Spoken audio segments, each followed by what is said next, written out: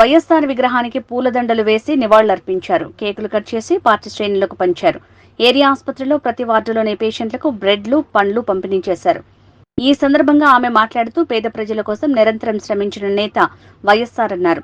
108 ఆరోగ్యశ్రీ అంటూ ఆయన చేసిన సేవలు చిరస్మరణీయమన్నారు. వైఎస్ఆర్ భౌతికంగా దూరమై 14 ఏళ్లు దాటినా ప్రజల మనసులో చిరంజీవిగా ఉన్నారన్నారు. ఆయన జీవితం ప్రతి ఒక్కరికి మార్గదర్శకమన్నారు.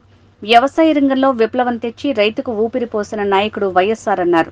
మళ్లీ రాజన్న పాలన కోసం ప్రతి నాయకుడు కార్యకర్త పోరాడాలన్నారు. వైఎస్ఆర్ ఆ పేరు వినగానే అందరికీ కూడా ఒక ప్రేమ, ఒక ఆప్యాయతతో కూడిన ఒక పరిపాలనా విధానం గుర్తొస్తుంది. ఎందుకంటే పరిపాలనకి ఈరోజు మానవత్వాన్ని అద్ది ప్రతి ఒక్కరి గుండెల్లో చిరస్థాయిగా నిలిచిపోయారు వైఎస్ఆర్ గారు. అందుకే ఈరోజు ఆయన చనిపోయి 14 సంవత్సరాలు పూర్తవుతున్నా ఇంకా కూడా ఎవరు ఆయన్ని మర్చిపోలేరు, భవిష్యత్తులో కూడా మర్చిపోరు అని గర్వంగా చెప్పగలను.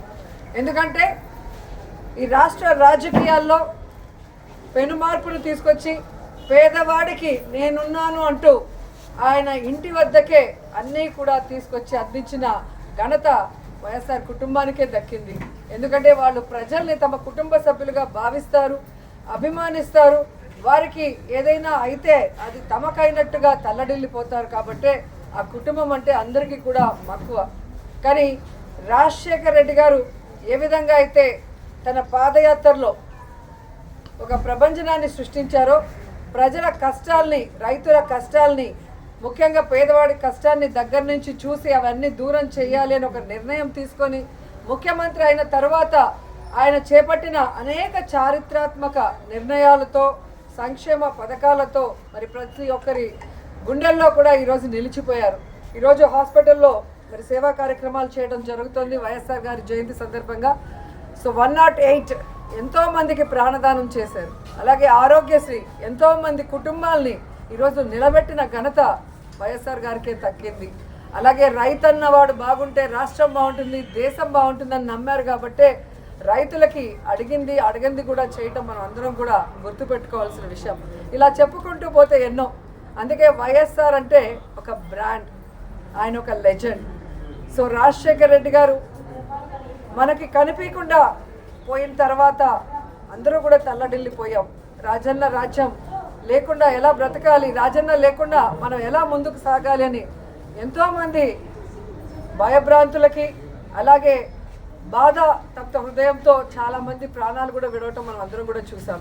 కానీ ఆశా కిరణంలాగా ఆయన కొడుకు పులివెందుల పులిబిడ్డ, రాజన్న ముద్దుబిడ్డ జగనన్న వచ్చిన తర్వాత మళ్ళీ దేవుడి పాలన ఎలా ఉంటుంది, రాజన్న పాలన ఎలా ఉంటుందో మరి మనందరికీ కూడా చూపించడం జరిగింది.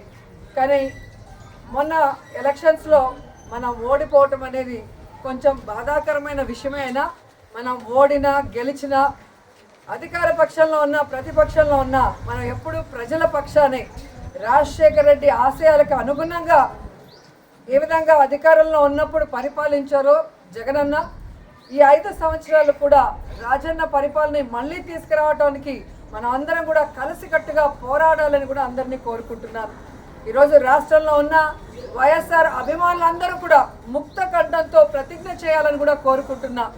రాజన్న పాలన మళ్ళీ రావాలి, రాజన్న బిడ్డ మళ్ళీ ముఖ్యమంత్రి అవ్వాలి, మళ్ళీ పేదవాళ్ళ ప్రజల మొహాల్లో చిరునవ్వు రావాలి, వాళ్ళ కష్టాలు దూరం అయ్యే విధంగా మనం అందరం కలిసికట్టుగా పనిచేయాలని కోరుకుంటూ ఈరోజు వైఎస్ఆర్ గారి జయంతి సందర్భంగా ఆయన విగ్రహానికి పూలమాల వేసి ఇక్కడ సేవా కార్యక్రమాలకి అందరూ కూడా వచ్చిన ప్రతి ఒక్కరికి పేరు పేరున కృతజ్ఞతలు తెలియజేసుకుంటున్నాను.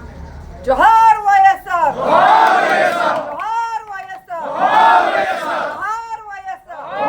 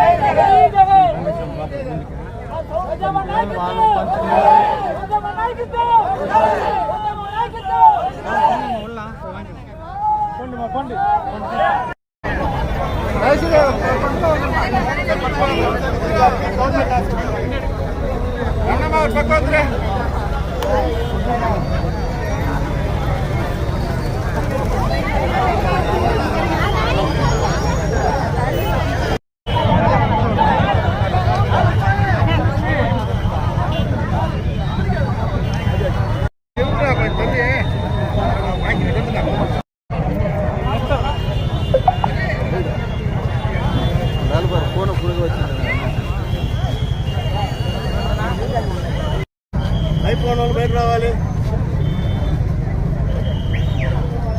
Side place.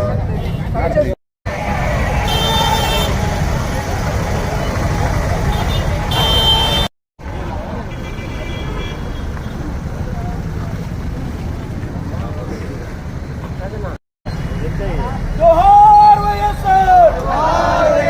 జోహార్ వైఎస్ఆర్. జోహార్ వైఎస్ఆర్. జోహార్ వైఎస్ఆర్. జోహార్ వైఎస్ఆర్. జోహార్ వైఎస్ఆర్. వైఎస్ఆర్ గణపతి నాయకత్వం. వైఎస్ఆర్ గణపతి నాయకత్వం. జోహార్ వైఎస్ఆర్. వైఎస్ఆర్ గణపతి నాయకత్వం. జగన్ గారి నాయకత్వం. జగన్మోహన్ రెడ్డి గారి నాయకత్వం.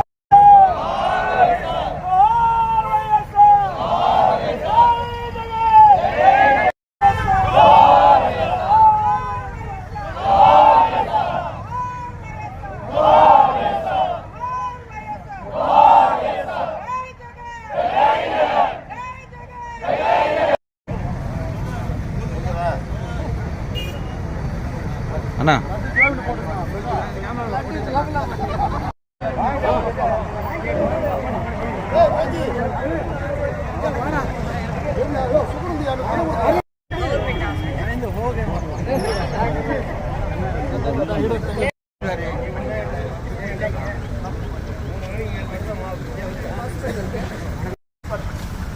Thank you.